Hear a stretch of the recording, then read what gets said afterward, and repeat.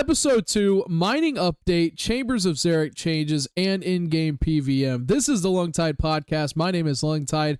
This is a space where we talk unscripted about our favorite video games, common topics, current events, and all things old school RuneScape. Thank you so much for joining. If you like old school RuneScape and want the RNG gods to bless you, go ahead and drop a like. They say it raises pet chances and rare drops an additional 5%. That's just what they say. Don't ask who. Also, go ahead and subscribe so you never miss an episode or a video, and share it with your friend and tell them after watching this video, they will never run out of run energy in chambers because of their low agility level running back after dying.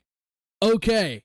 Ladies and gentlemen, we got tons of topics to dive into here today, and I'm very excited to talk about them as well. But before we do, I do just want to say thank you so much for all the support on episode 1 of the TiedPod Lungtide Podcast. It got me very excited to see that you all love ramble style content just as much as I do, because if you look back at my videos, this is what I got started out with, and it's something I've always wanted to do. So I do appreciate your support, and thank you for being here. Let's go ahead and dive into the topics here. The first one I got is the whole rebalance to not just in-game items, because I'm sure you've seen that with the recent jump in prices for a lot of items, but also into skilling. Starting off with one of my favorite ones, we're going to start off with the juicy one that I really want to dive into and why it truly is important, the mining update. Now, this is, if I read this correctly, this is something that they're talking about, but it's not necessarily going to be set in stone. They are going to be doing any of this, right? So, but they are looking at a various amount of changes they could make to mining. So here's one of them right here: improving Motherload Minds positioning as a low intensity method with some ore output. And I'm just going to read them all through and then talk about them. Improving Volcanic Minds approachability, improving Blast Minds viability, adjusting Amethyst vein mining, adjusting mining gloves to make them feel more desirable for their price, reconsider the hard Karamja diary requirements for lower gem mine, improve in-game messaging to encourage charged Amulet of Glory usage while gem mining, improve clue geode rates from regular mining, add more viable spots for granite sandstone, adjusting its volcano drop system to give players more flexibility to choose between high GP per an hour or high XP per an hour, address group size scaling issues with Volcano that can make finding a world difficult at times. And I just want to say, I probably won't be reading them out like that again, because that was a lot of stuff. So I always recommend, again, this is not, just like the last video, this is not a YouTube guide. This isn't just like we're going completely over it. This is more or less looking at it and expressing our thoughts. And that's what we're here for. And I hope you're expressing your thoughts too in the comments. So when I read this, I mean, the number one thing that stood out to me, just because, so I have 99 mining, okay? And 99 mining was a pain to get. If anyone has ever done mining, which, I mean, I'm sure all of you have done mining, but if anyone's got 99 mining, it's an absolute pain, depending on the method you choose. Motherload Minds is horrible, to say the least. It really is. I think it's like 40k XP an hour, and that's at, the highest level. It's horrible. It's horrible. Long story short. So Motherload Mine, I'm really glad they're touching on that, but I don't know if it means that it's going to increase XP rates. Okay. They did just say there's going to be ore output. So instead of you just getting nothing, you're going to be actually getting ore, which, it could improve XP rates. Cause I mean, if you're getting ore, you're going to have to drop them. So they might have to raise XP rates just to, keep Motherload where it's at.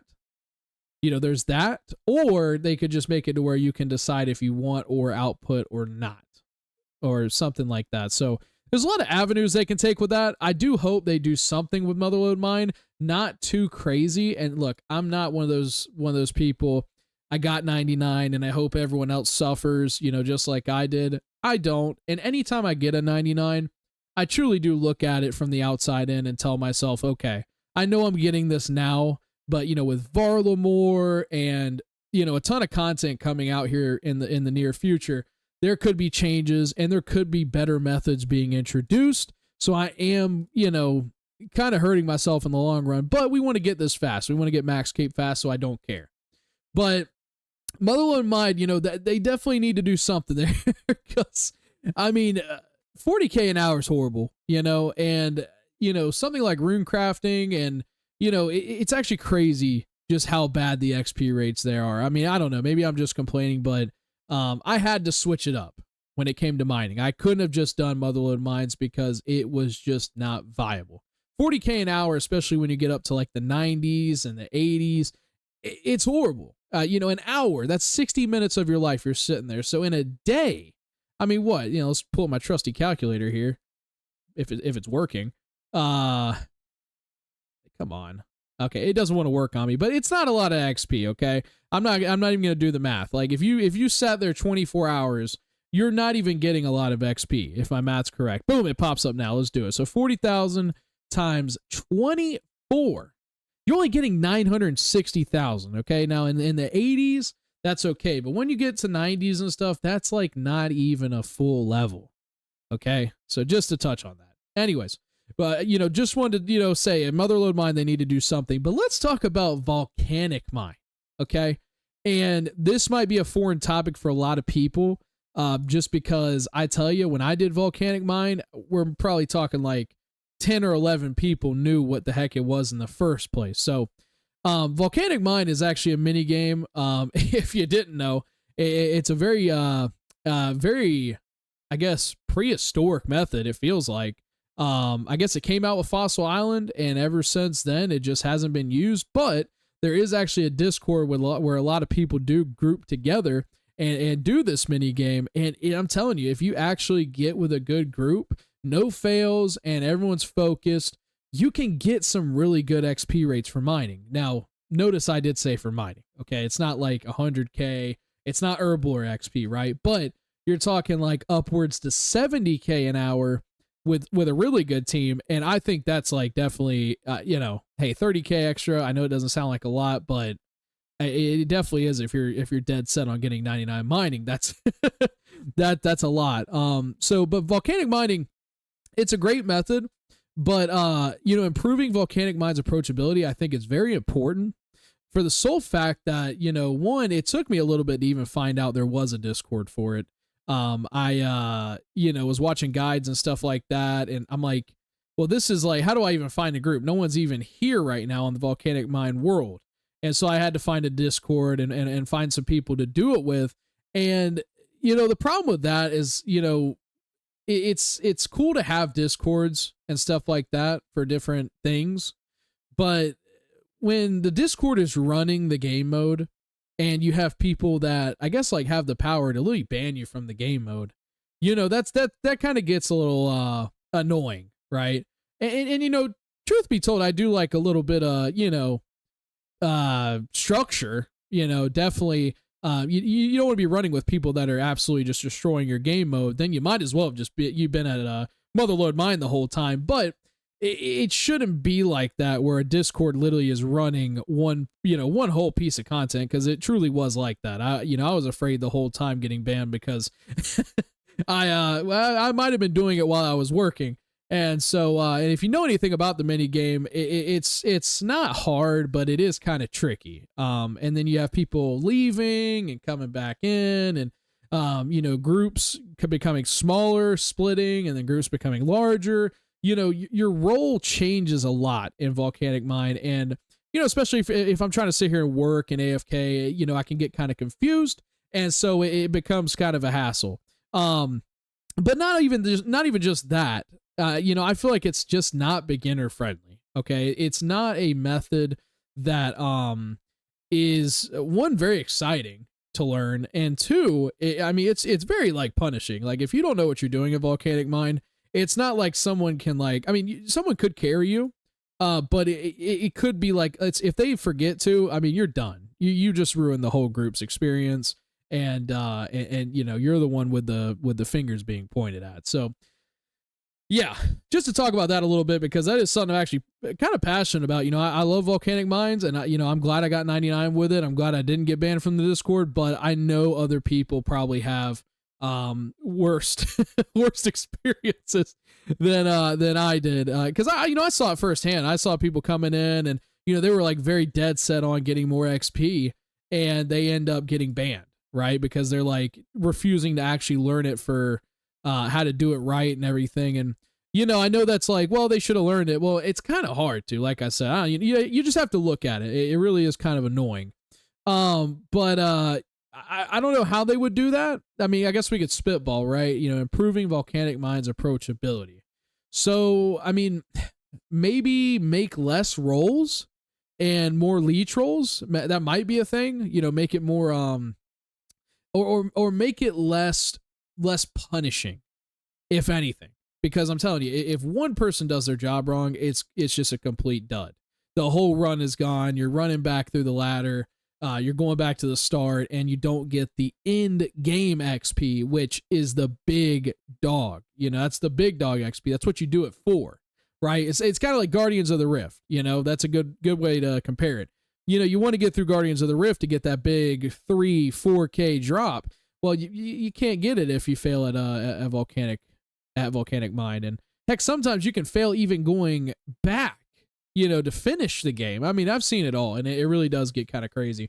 But they need to do something about it. I think they could just redo the whole thing. Heck, do a Volcanic Mind revamp. Maybe add like whole new mechanics, the whole goal of the game and whatnot.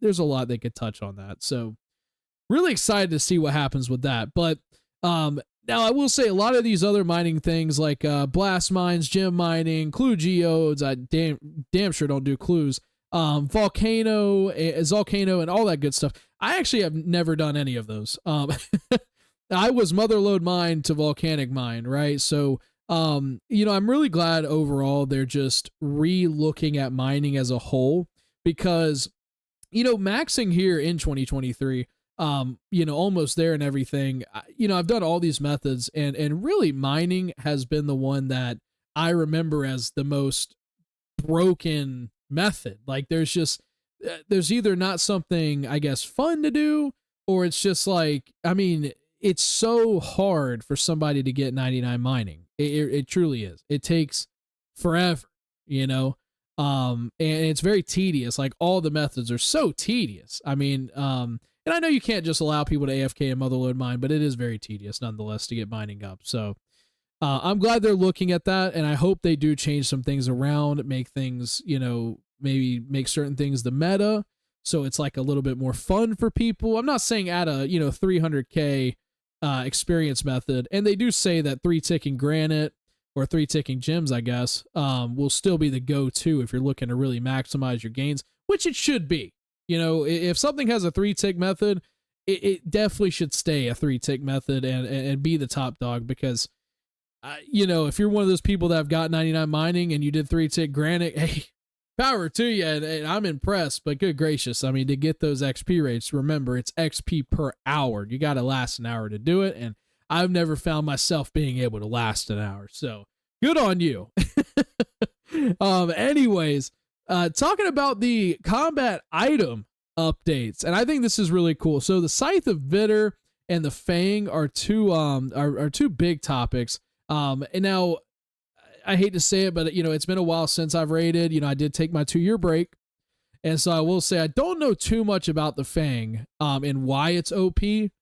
I do remember whenever they pitched the idea of the Fang, it was going to be the best stab weapon.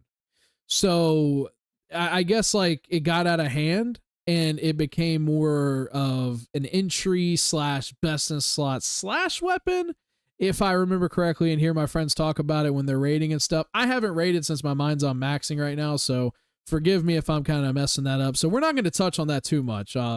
But they're trying to nerf the Fang. They're trying to make it to where there's the Blade of Salador and the Blade of Salad and the Scythe of Vitor are better alternatives, as they should be. The Scythe of Vitor is a mega rare from the hardest raid in old school RuneScape. So definitely it should be up there as far as damage, and that's what they're doing. So Scythe of Vitor, they're actually looking at increasing the accuracy, and not only that, without reading all of this, because it is a lot, from what I heard and what I've seen, they're going to start adding more bosses that do have 3 hits. So if you don't know, the Scythe, whenever you hit with it, it does do 3 damage on some things.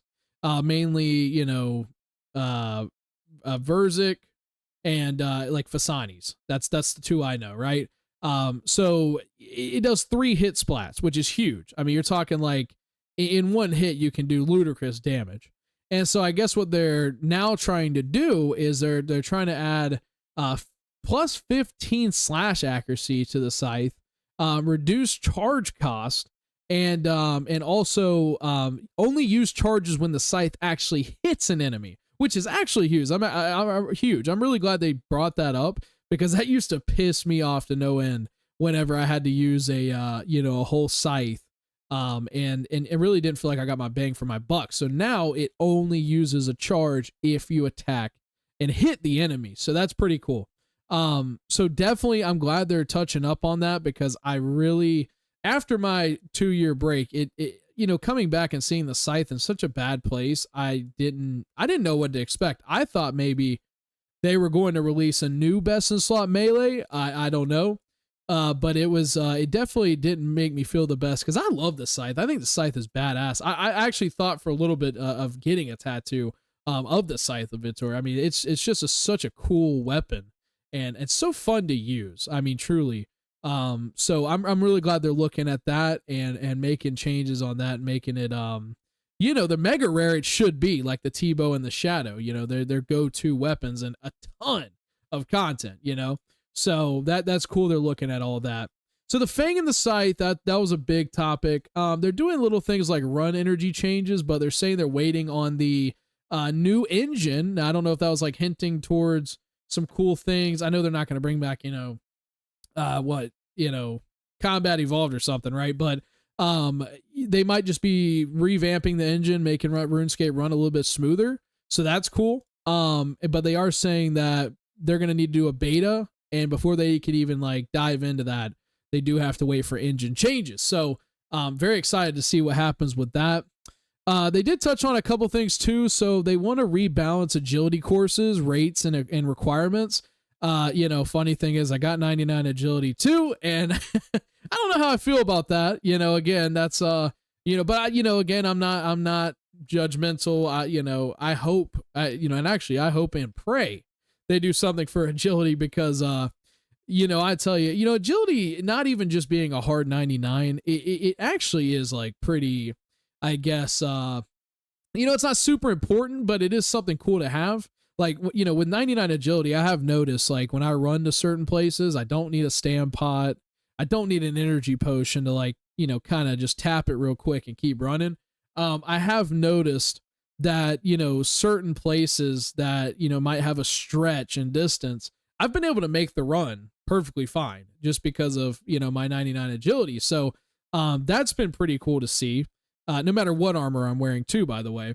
That's been pretty cool to see. And just, agility could be, rooftops is fun. I feel like, the animations and stuff, you're running on a freaking rooftop like a ninja, that sort of thing. I think agility could be a lot more fun. And even the sepulcher is fun too, but it's not really something that I have no problem with the sepulcher.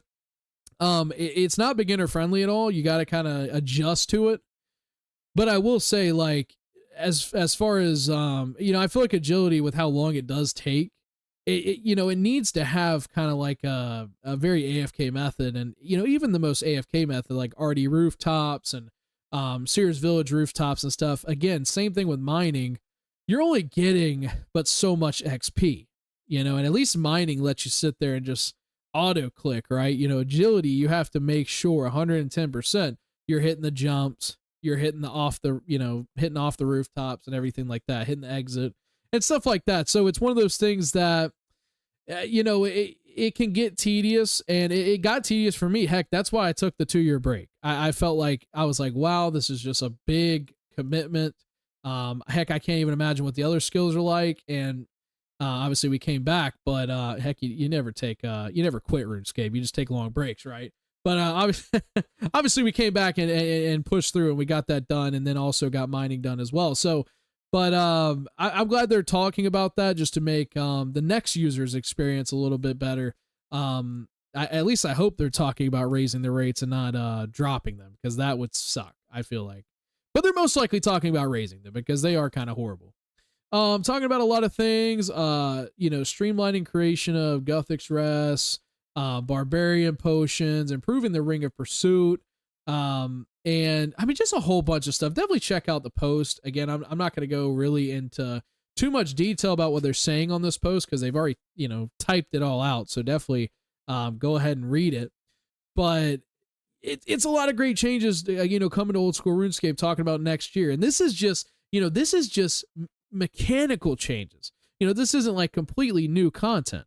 So, just these changes in general will really change the feel of the game and really, make people's experiences more fun and enjoyable. And I think that in itself is a huge update, better than anything you could add to the map, or add as a weapon or anything like that. I think that stuff is very important and should be touched on here and there. So, perfect timing as well, because that scythe was going down. So, especially the scythe. So, good on you, Jagus. I really, I do like this, right? Now, the next thing we have as far as changes is Chambers of Xeric. Now, this is something I'm very excited about, especially excited to get back into Chambers whenever I get my snazzy max cape. Chambers, I have about like 980 KC, I believe, near 1,000. I know that for a fact, but have a ton of KC in it. So, Chambers was my favorite raid out of all of them. I do love TOB, but Chambers just had a special place in my heart. Nothing beats doing a Chambers raid at about 3 a.m. with the boys, grinding it out and getting some sweet purples, right? That is my favorite raid by far. So we're going to dive into the changes because they are actually pretty cool. So first one, and I think this is, it might be my favorite. Now you can actually scout at the stairs as soon as you enter Chambers. So, and I want to explain these changes for people that haven't done Chambers. I want to be, I want to make sure the audience is included, right? If you haven't done Chambers, so basically how you did it before is to start a raid, you would go to a board outside of the entrance of the raid. You would click that board and you'd click Start Raid, and then anyone in your clan chat can join in as soon as you do get in. And once you get into Chambers, you have a set amount of rooms that the game itself decides what you'll get. So, you'll get puzzle rooms, you get combat rooms. It's just a mixture of whatever you get. Now, over time, you kind of see bosses you like, bosses you don't like. And, I'm really glad it gives you the choice because some bosses can be kind of annoying. It might even turn people off to Chambers. But that's basically how it is. You go in and it gives you a set amount of rooms. Now there was a thing called scouting where you essentially run out of the raid, run back into the raid, click the board. And it took it definitely wasn't long, but it definitely took a little bit. Now you can just go into the raid, and click the stairs a couple times and try to scout your raid without running out, leaving group, clicking the board, and just doing a whole bunch of nonsense outside of the raid. Now you can just go into one raid and re-scout your raid to get rooms that you prefer inside of the raid. I think that's really cool. I think that'll really help with scouting, especially if people have certain preferences like speed running. I used to love speed running. That was super fun. And, if you know anything about Chambers, the best layout for that is VTV. If I remember correctly, Vespula, Tekon, and Vaza. So those were the fastest rooms you could do, and that's what speedrunners did. So that's it's really cool. You could probably get that layout a lot faster now without having to run out and in. So that really cool update. I like that one a lot. So there's a couple other updates, and again, this is just like the mining and the scythe and everything like that, just for the sake of brevity and the enjoyment of the podcast, keeping it ramble style. I'm not going to go over everything they've wrote. I will leave links to each post in the description, so go check that out. And it'll go over completely in detail everything. And we might even skim over some things just because it's not like too crazy of an update. But, I'm saying, when I'm saying that, I mean something might not be a crazy update. This is actually an insane update, but yeah, go ahead and check out the post. One beautiful thing that I have seen happen is they have now added more energy pools. Now, again, for the audience that hasn't done Chambers, Energy pools were something you'd see at the end of the raid, okay? End of the floor, sorry. End of the floor, and you would click that and you'd get your run energy back ready for the next floor or right before the final boss.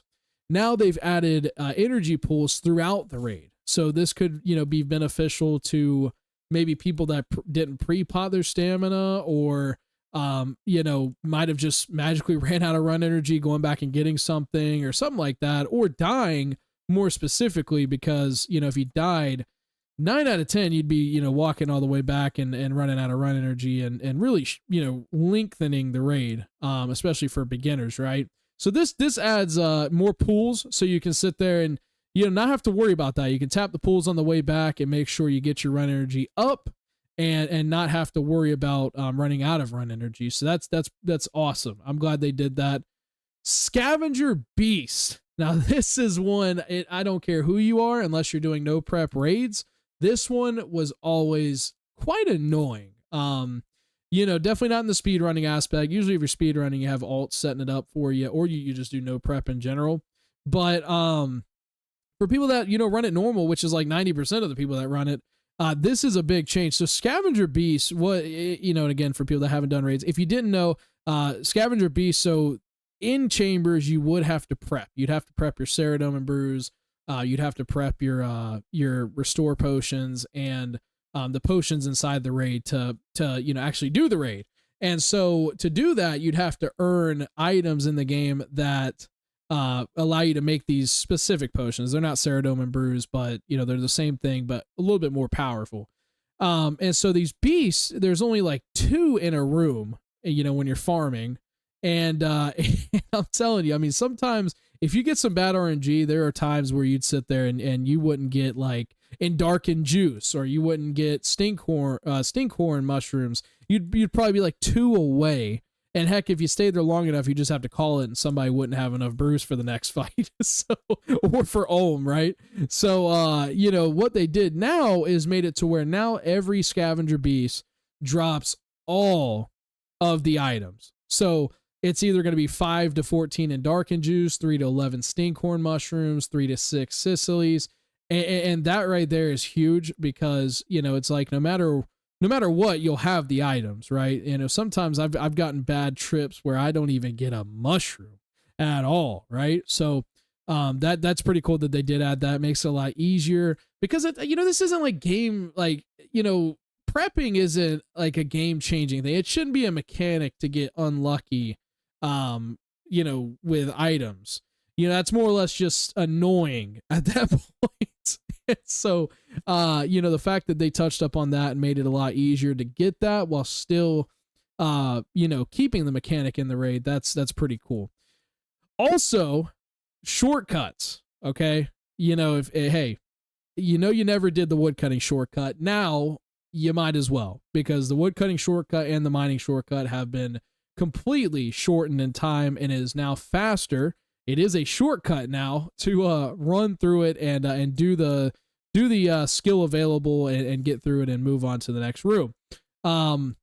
This was always kind of a thing, and I'm assuming without even, I don't think they said anything about it, but obviously I think it scales to what everyone's level is. So if you're running with someone with it's max, it could be a problem sometimes if you have lower mining or lower woodcutting levels, but I guess it doesn't matter, because they could just knock it out themselves. But you never did the woodcutting shortcut. The woodcutting shortcut was so slow, and people like to do it for points sometimes. I personally, it just, the time you spent on that shortcut and could have just been in another raid, I feel like it's just more important to get into the next raid, okay? Because it took a very long time to get that tree down. A very long time. The mining shortcut was always viable, because it took way less time. No matter how many people chopping it, it was way less time. You could get through it, and it was a ton of points. So I'm glad they went ahead and just shortened both of them to where, I mean, I'm looking at the video right now. It took 3 seconds for the guy to get down the woodcutting shortcut, which is one was definitely unheard of back in the day. So that is cool to see. Now all shortcuts are short, and you can cut through to the next floor. Tekon, so there's a lot of stuff going on with Tekon here and what they did. The 2 biggest things, I'm going to sum it up, that are absolutely just amazing now. So and I never had a problem with Tekton, unless I was bringing like learners or, just somebody that's never really done Tekton. But one of the biggest problems, not just in normal, but even in challenge mode, was Tekton is a very strong boss. You would most likely need at least one Dragon Warhammer to hit to have a fun run, right? To keep things fun. Because if you didn't, you'd just be running around the guy for, gosh, forever. And, it would get very annoying. So now they've made it to where Dragon Warhammers, it will guarantee the first hit no matter what. Okay. So this is huge. All right. Because not only does this make it guaranteed for people doing solos, but this does make it guaranteed for people in groups. Okay. And that's huge. I mean, truly, that is huge. Now, it doesn't specify here. So as of today, the first Dragon Warhammer special against Tekton is guaranteed to hit. It doesn't specify if that's like the first Dragon Warhammer special from each player or if that's just whoever hits them first. I haven't done Chambers since the update, so I don't know. Definitely let me know in the comments if you do know. But if it means every single player gets their first Dragon Warhammer hit, that is OP. Overpowered. That's crazy because that is going to be a lot of Dragon Warhammers, even in a trio, to hit that mother sucker. And and so that's a lot of defense down. And also they made it to where if he does go back to the anvil, it's not such a big deal anymore. Like if he went back to the anvil, too many times and you only hit like one or two specs, it could get annoying again, right? So Tekton was something else. And sometimes if in the right groups, it could be a raid killer. But now they made it to where, just do the mechanics. Don't worry about the annoying stuff that could happen and move on. So, in a lot of updates, jeweled crabs, didn't really too much on that. Crabs have always just been easy. Like it's not like a boss fight. It's just lining up crabs to hit a certain thing. I think if the update did help anyone, it's solos. Ice Demon was huge. You don't have to bank your inventory anymore. For the new players, if you didn't know, you could, so you'd go into Ice Demon before, and what it is you have to chop logs to put wood into the brazier, which would then, make the Ice Demon less icy and melt him, I guess. And then he'd walk out, then you'd start the fight. Well, now you can just hop into the room. If you have one inventory space free, you can just stack your twigs and just get as many as possible, fill the brazier up, and it makes the room so less annoying. So Ice Demon might actually be something that you start seeing in raids, because before it was one of those things you wanted to avoid if you wanted to have, at least a little bit of a faster raid. So I'm glad they did that. Thieving, this is cool. I do like this. I'm glad they kind of touched up on this. Makes you want to get level 99 thieving. So, and not to throw numbers to confuse people, but I'll sum it up at the end. So level 1 thieving, if you don't have a lockpick, you'll have 39.2% success rate. Okay.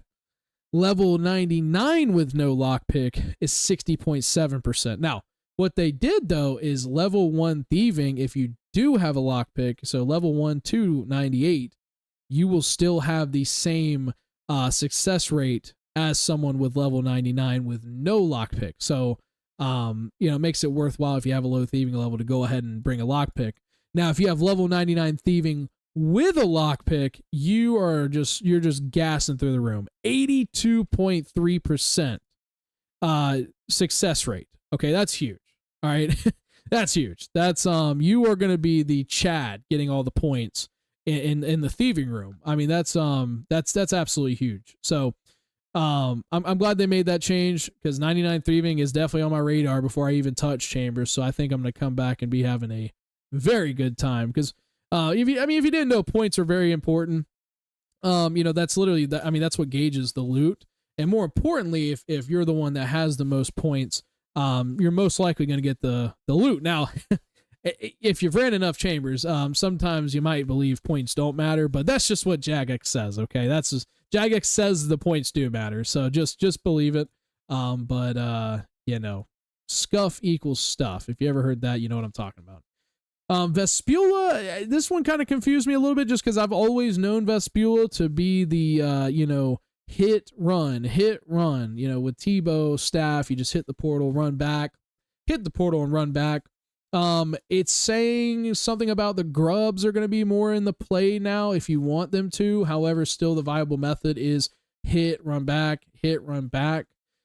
I don't know how much, like, I mean, and to be honest, I should have read it, just didn't really care too much. Once I saw the method of hitting and running back is still the quickest way. You know, I think what they did is just made it a little bit more easier for people that don't know how to do the prayer flicking, which is cool. You know, definitely make Vespula a little bit more beginner friendly. We want people to get into raids, right? So that is that's cool. They added, I mean, and plus you have a whole room dedicated to this boss with potential mechanics everywhere.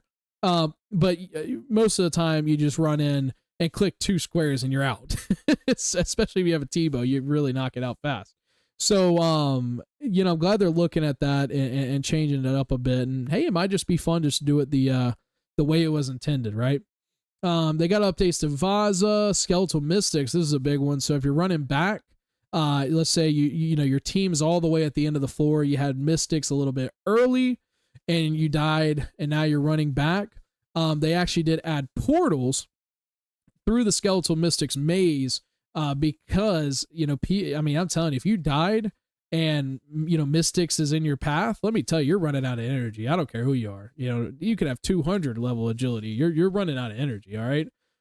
So they're making portals now to where you can just easily get through the maze again without using all your run energy, and, you know, getting back with your team to make raids less crazy timed, longer times, you know, because I mean, some raids, if people fell too far behind, you're talking an hour and some change. I mean, you really could see some long raids on that, and heck, most people don't have time for that. You know, it's just it was a lot.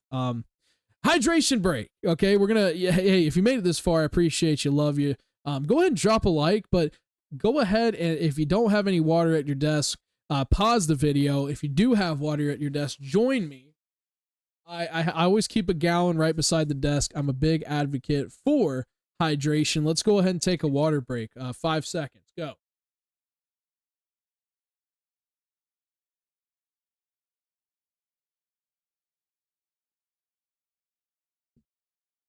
All right. That was probably a little bit longer than 5 seconds because we love water. All right. So good. Mother Nature. But yeah, Skeletal Mystics, that's cool. They did go ahead and make that to where you can go through it faster. That's awesome. Mutadiles, something with the meat tree. I don't think this is like insanely huge. It didn't like, you know, a lot of this stuff, you know, that they made changes for, I never really had problems with. So, you know, it's not a big thing, but, you know, as far as like my biggest focus as far as what they could have done with Chambers usually does tie to newer players. And, heck, if raids just go completely wrong and, you know, maybe you're doing everything right, but someone's not, someone does everything wrong and it hinders you. You know, that's really what I focused on as far as, gosh, you know, this would be awesome if they could add this. And they did add those things, especially the run energy, Skeletal Mystics, Vespula, Tekton, shortcut. I mean, shortcuts, you know, you can't go wrong with those, but, you know, that's cool they added it. And Scavenger Beast, too, because I'm telling you, that did sometimes, it was rare, but it sometimes did add some definitely minutes to the raid. So I'm glad they really touched up on a lot of this and made it, you know, just updated it, you know? I mean, that's what it's all about, you know, making this game fun for everyone and just updating things. So that's really cool. Great Ohm. So they didn't really touch up on Ohm too much, but yeah. And like I said, I'm gonna leave the whole post in the description, so go check it out yourself. This is the Chambers of Xeric Changes, and I'm really glad they did this. And I hope, you know, if you are doing Chambers, I hope you're having fun. Let me know your most recent purple in the comments. That'd be cool. So we have talked a lot about a lot of stuff in this podcast. There's one thing I do want to talk about, and this is just, I mean, this is not even reading off of posts or anything. This is just a cool idea, right? And, you know, I definitely want to use this podcast to express my ideas because I have a ton for RuneScape, you know, and, you know, I think this will be something cool. So, you know, and don't cut off the video because I'm saying this, but I've been a huge fan of World of Warcraft for years. Okay, I don't play it anymore. All right, don't play it anymore. Well, okay, I know probably some of y'all have clicked off the video, and if you made it past that, I love you. But World of Warcraft does have a good structure. I know World of Warcraft and RuneScape will never be the same. I'm not saying anything at all about this. This is the only thing I will say, okay, that could be a good idea for RuneScape. Weekly lockout raids. Okay, now forget anything I just said about World of Warcraft. We're just going to talk about weekly lockout raids. And what does that mean? So let's just think if RuneScape if Jagex did add a raid, and let's say you have the version where you can do it every day. Okay, you can do it any second of the day, you can do it any hour, just like Chambers, just like TOA, just like TOB. But you do have a spin-off where you have a spin-off version that's like super, super hard. Like I'm talking like, almost so hard to the fact where you have to have a dedicated team that knows what they're doing. You have to build that synergy with them to communicate with them and make this raid a lot easier on the other mode, right? And that hard mode, not only is it super hard, but it actually locks you out every week from every boss. So, and I don't know really how looting would work. I assume just give everyone their own personal loot for every boss. But essentially, you can only kill each boss one time a week. And now, why would this be cool? So, one, it would really add more stuff for clans to do. Okay, and I feel like I'm gonna go on a whole nother ramble about how clans, need more content to do together. And how important they are in RuneScape. I'm gonna make a whole different video on that because clans are so important and there's just not enough stuff to do. But this would get people together every week. You'd have multiple raid teams in the clans. Obviously not all clans, but the ones that are dedicated to getting it done. You'd have multiple raid teams over weeks and weeks, months. Heck, we don't know how long it would take them to beat this raid. I'm talking like make this thing hard. It would get people together in their dedicated teams and trying to grind out, trying to grind out the content. And now I know what you're thinking, with this, what's the reward, right? It's definitely power creep. And I don't think it necessarily has to be power creep. So, without, I guess, like adding too much content to the game and just having complete power creep, you can make this raid the next raid. Add the best in slot to the normal raid that you can do every day. But the cosmetic, okay, for that best in slot is only earned by teaming up and getting to the last, or, the last boss or, whatever boss, that you want to put it at. The cosmetics for that armor / weapon or, whatever it ends up being is in that weekly lockout. So you can only get the cosmetics you only have one chance to get the cosmetics at every boss one time a week.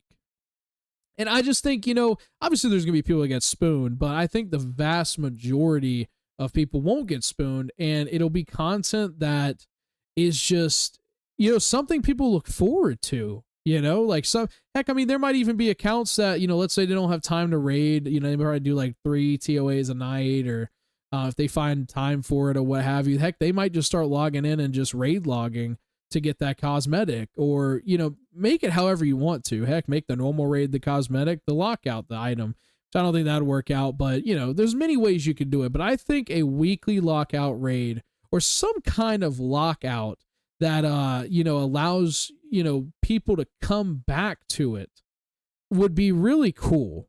Something you just can't rush. Like I could sit here and spend the next 5 days at Chambers, no sleep, do it Mr. No Sleep style, and sit here the next 5 days at Chambers and try my best to get a T-bow and probably be successful with how many runs I could probably do in 5 days. But how rare and I guess, and I hate to say exclusive, but people like exclusive stuff.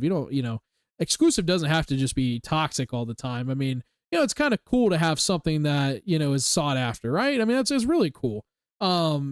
It would be cool to have something exclusive in the game where people just are really wanting to grind it out and show up every week for it in their respective clans. It gives them something else to do because, me myself right now, I'm looking around for clans and stuff. I just joined Realist again.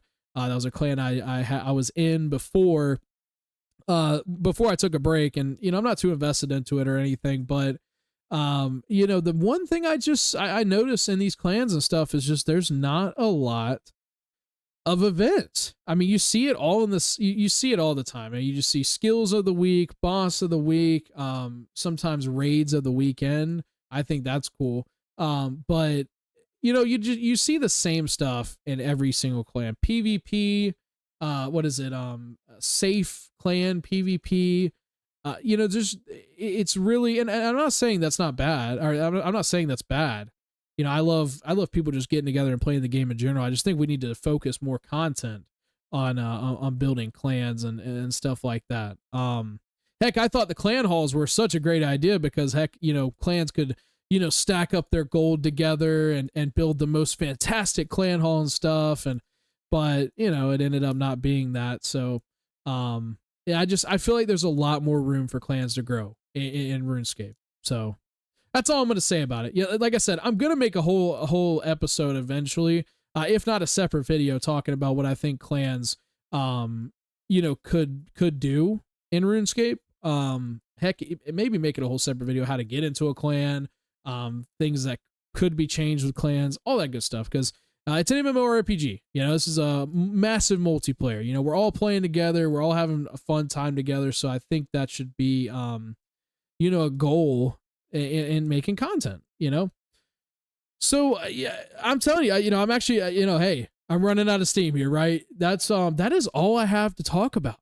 This has been great. I love these episodes because I do love the game of RuneScape. And, I love the changes and thinking about potential changes, especially, because, it's just fun to think about. I love this game. It's something I've invested a ton of time into. How can I not love it? And I've met some really great people, whilst playing this game. And so I think it's great to have these episodes to, talk to you and just, connect on I guess a more personal level than just editing and cutting and over editing and whatnot. So thank you so much for watching. If you have made it this far in the episode, I thank you so much for being here. Please drop a like and consider subscribing. It does help a ton with the channel and also pushing out content and also getting RuneScape content into the algorithm. So I do appreciate your time, and I do hope you have a great rest of your day. Keep grinding. I know you need to get up that runecrafty level, and I will see you in the next one. I hope you all take care, and yeah, take it easy. Bye-bye.